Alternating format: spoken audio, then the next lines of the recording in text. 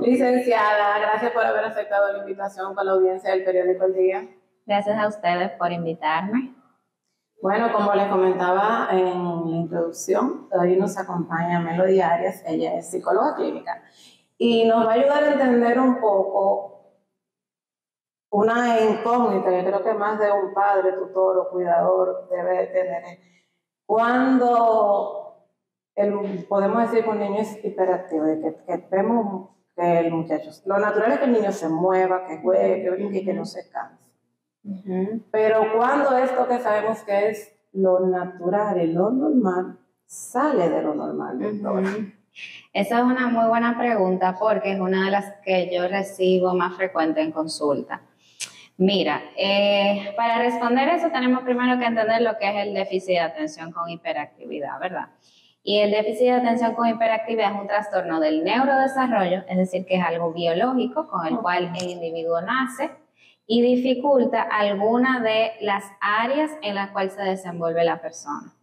Es decir, que yo tengo una dificultad para prestar atención o para la parte de control de impulsos y esto me afecta en el caso de los niños, en el contexto escolar o en el contexto del hogar o mis relaciones interpersonales, ¿ok? Que llaman, estos son los famosos niños que llaman y que tuvieron pelea en el curso, que se tuvieron una situación de agresividad, ¿ok? Entonces, según el DSM-5, que es, diríamos, el manual que se utiliza para el diagnóstico, por lo menos en este país, el DSM-5, que es el manual que se utiliza para el diagnóstico formal, según ese criterio dice que yo tengo que tener dificultad en el control de impulso, dificultad para prestar atención, y eso tiene que permanecer por un periodo mayor de 6 meses, ¿ok? Y obviamente afectar alguna de esas áreas. Y entonces esto, ¿en qué momento de la vida del niño nos damos cuenta que necesita ser atendido? Por lo general, el diagnóstico del librito, ¿verdad? Vamos a decir lo que dice el librito.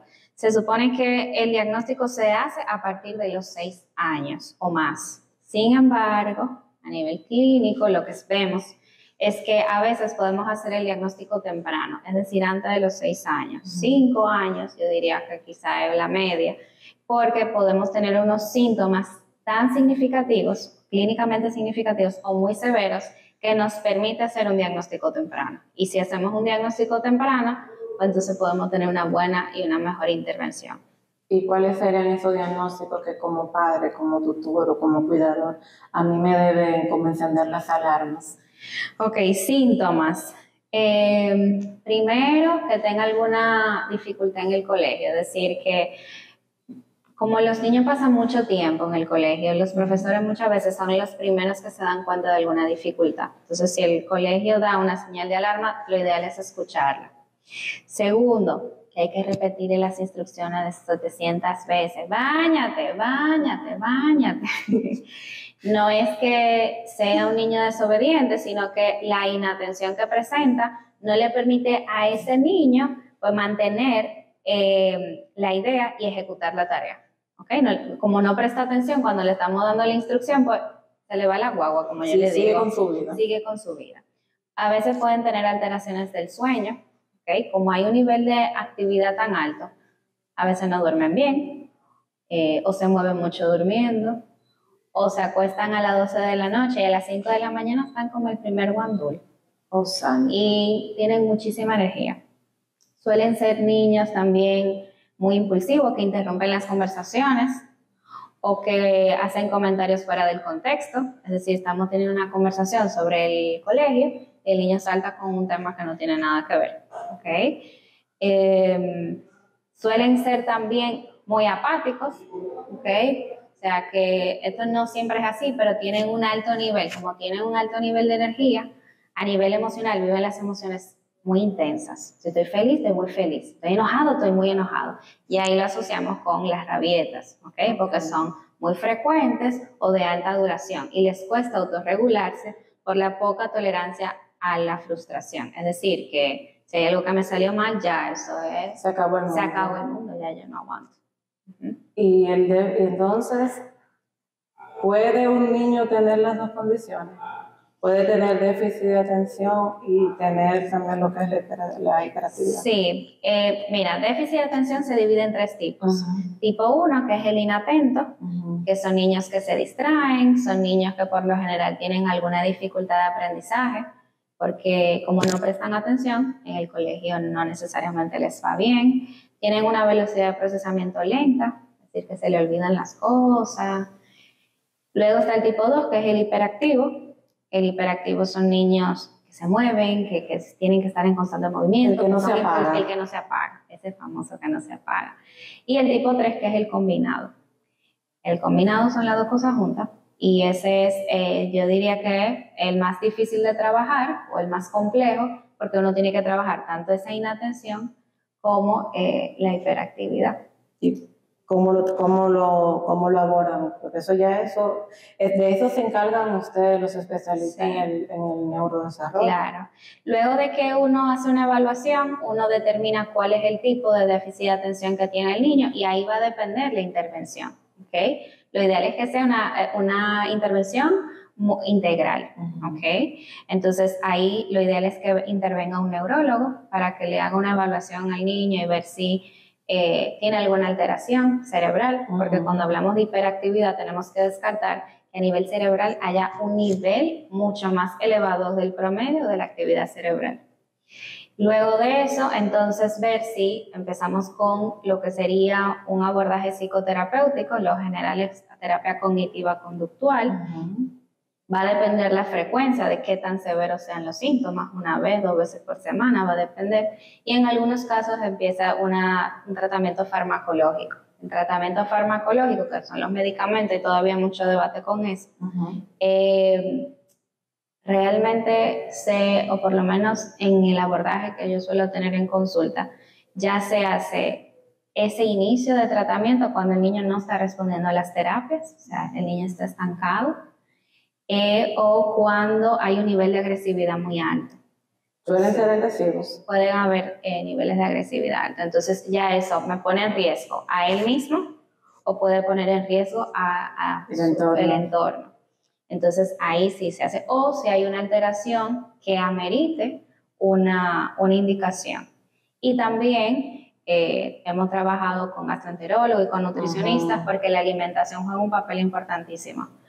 Ahí se disminuye el consumo de carbohidratos, de cafeína, azúcares, porque entonces si yo tengo un nivel de energía muy elevado y entonces si aumento la ingesta de azúcares, esa energía va a estar por los cielos. Fíjense, qué interesante la parte de la alimentación, y hago como una especie de paradita acá porque estamos hablando de las cosas que generalmente le gustan a esas personas entre ese rango de edad, entre 1 y 6 años, que son los dulces, las bolsitas con comida, los helados, los frescos, los jugos de cajita, el chocolate, doctora, los cumpleaños, todo eso. Entonces tenemos que hacerle así. Sí, lo ideal sería disminuirlo.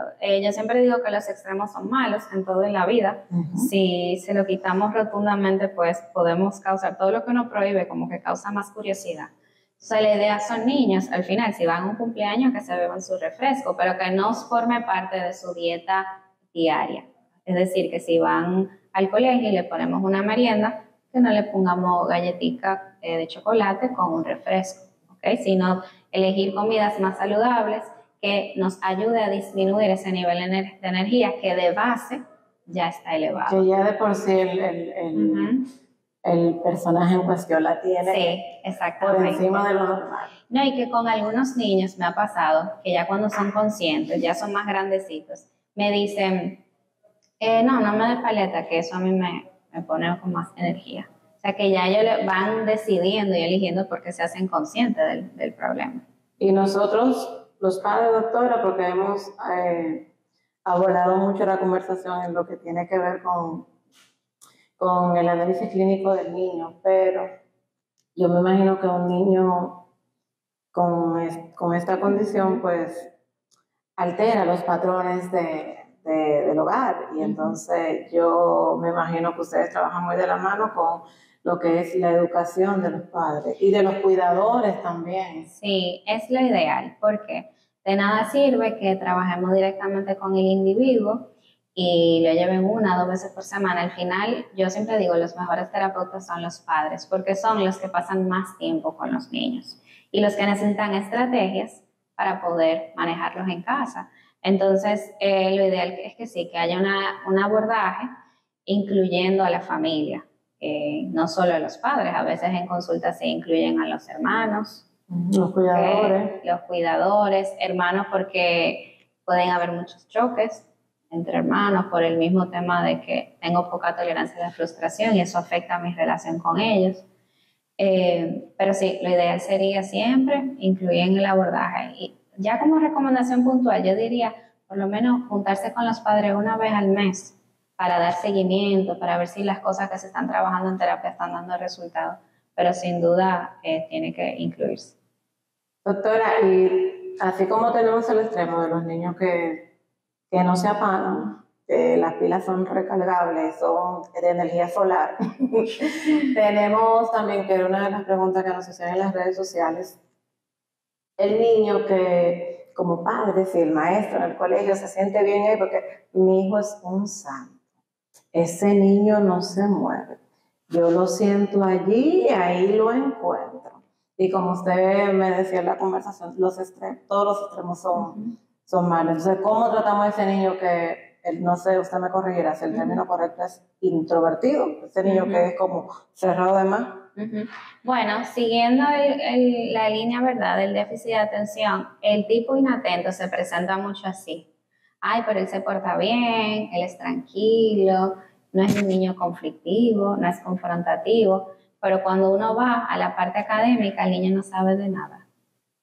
El rendimiento. Por el rendimiento. O a nivel de velocidad de procesamiento, cuando tú le pones a hacer algo, se quedan 2 horas escribiendo.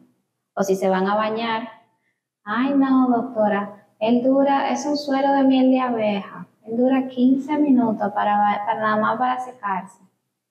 Entonces, yo creo que sí, que eso es algo que también debemos de observar. Cuando tenemos un niño que pasa desapercibido, lo ideal también es evaluarlo.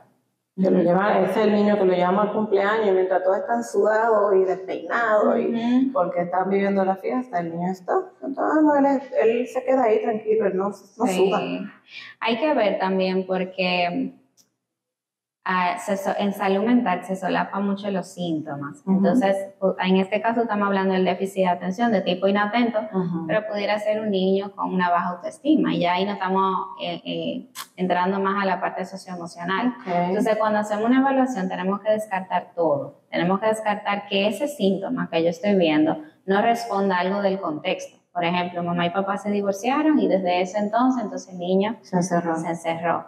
O algo también a nivel socioemocional, que hay un niño que vivió algún trauma, algún tipo de bullying, y eso también causó eso. Entonces, no es un déficit de atención, porque si volvemos a lo que dijimos ahorita, el déficit de atención es algo con lo cual yo nazco. No fue que a partir de un momento fui así. No es adquirido. Exacto, no es adquirido. Entonces, en la evaluación uno descarta todo eso y luego entonces da con cuál es realmente la dificultad para saber cuál es el abordaje. Ustedes ven, porque es que siempre traemos un experto aquí. Porque, como dice el dicho, zapatero a su zapato y cada condición, cada enfermedad, cada situación tiene su especialista. Doctora Melody, ha sido muy grato conversar con usted. Si nuestros seguidores la quieren contactar, ¿dónde la encuentran? Bueno, por Instagram me pueden contactar como melodyarias.neuro y ahí yo subo mucho contenido de este tipo para educar. Ya ustedes saben, como sé que en efecto este contenido te encantó, te invito a que ahora mismo active la campanita de YouTube para que te lleguen todas las notificaciones y si no te has suscrito aún a nuestro canal, hazlo. Ustedes y nosotros nos reencontramos la próxima semana. Bye bye.